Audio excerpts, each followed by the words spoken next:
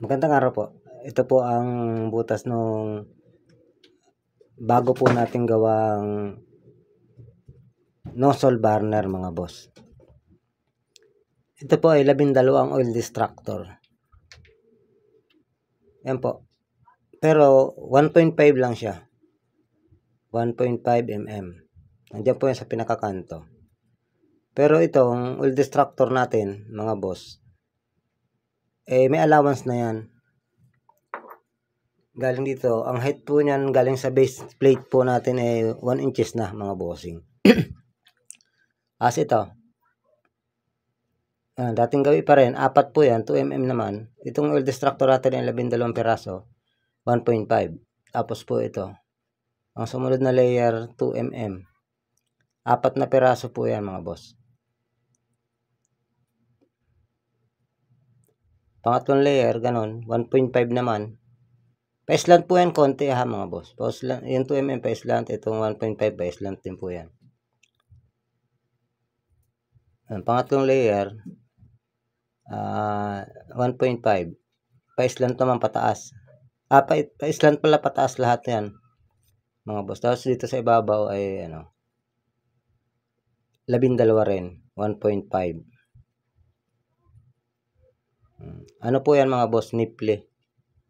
Pinutol ko lang. Gagawin ko sanang parehas yung pwede kasing paganyan din yan mga boss. Ay naisip ko na gawing munang oil distractor 4. Gawin muna siyang oil distractor kung ano mangyayari. Yan po. Makapal po yan mga boss parang laser flame po lahat yan. Pati itong sumunod na layer makapal din po yan. Ito makapal din. Ito lang po ang hindi makapal. Itong 3/4 na yan, 3/4 po yan na tubo.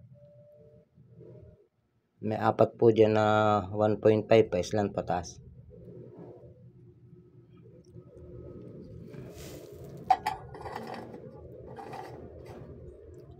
Nakita nyo nakaangat. Sigurado na po na yung oil distractor natin hindi natatama dito sa dito sa mga gilid ng natin.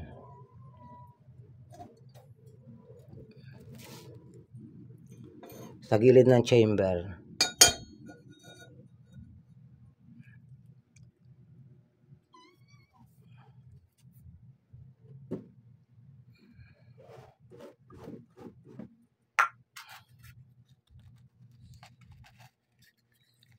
Papuyan po natin mga boss.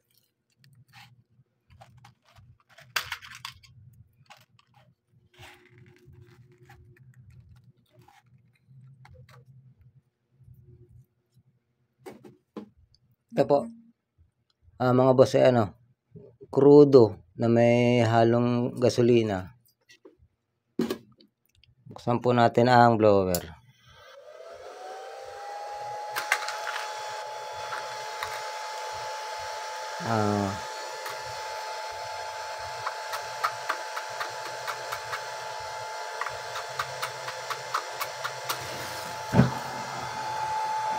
Yan po yung tinatawag ni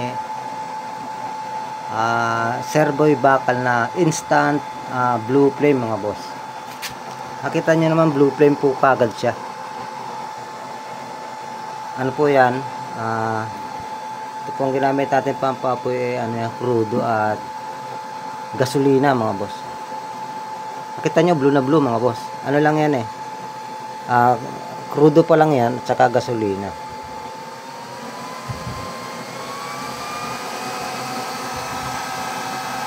Mamaya po konti lalagyan natin ng langis.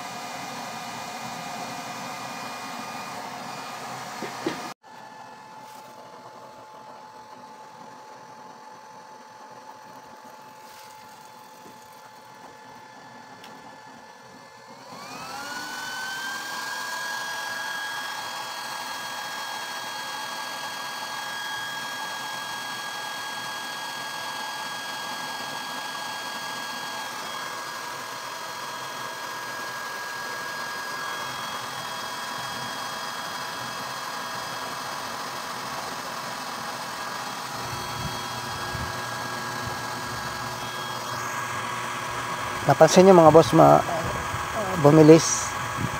Pinas forward ko po, nakapas forward po yan.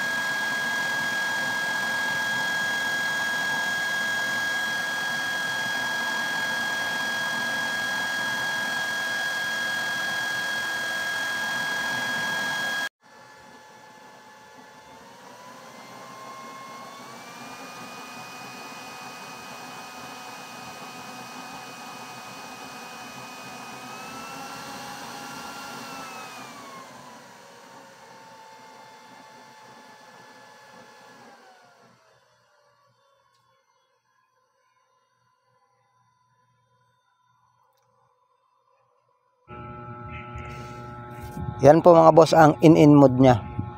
Pag magpapainin po ng sinaing, dapat konti na lang ang langis, tapos papahinaan po natin ang todo.